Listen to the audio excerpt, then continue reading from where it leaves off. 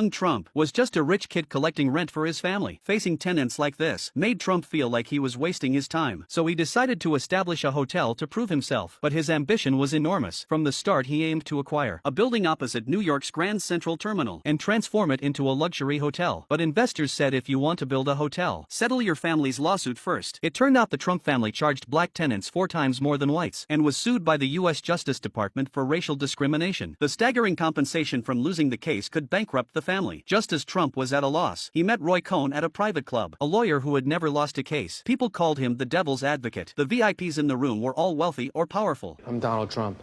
Donald Trump, nice to meet you.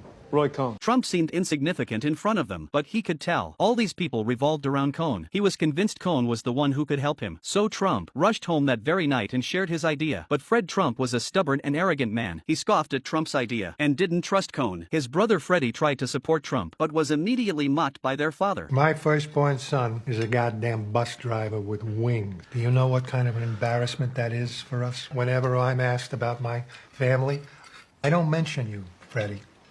That's how embarrassed I am about you. Since Fred Trump refused to pay for Cohn's services, Trump had to handle it himself. So Trump went back to the club to find Cohn, hoping he could help resolve the lawsuit. Cohn impatiently brushed him off, but Trump relentlessly followed him all the way to the restroom. Please, I'm begging you, sir. I'm standing in a bathroom here with this guy, and I'm begging you from the heart to just please, as the only guy that's got the guts and the balls to take on these bullies, to consider this case. This changed Cohn's opinion of Trump. He knew a man this persistent and shameless was destined for greatness. Back at the table, Cohn poured a full glass for Trump, who never drank, even though he hated it. Trump had to comply since he needed Cohn's help. After a few strong drinks, his new goal was to conquer New York. The next day, Trump visited Cohn at his home as agreed, and immediately handed over his last remaining $10,000 check. Seeing the photos of Cohn with powerful figures on the wall, Trump pointed at Nixon's picture and said, "One day I'll be in that position too." He asked Cohn how to connect with those elites. Cohn didn't hold back. Once you succeed, they'll come flattering you. But how do you succeed if you need to flatter them first? Then how do you succeed? The first rule is the simplest. Attack, attack, attack.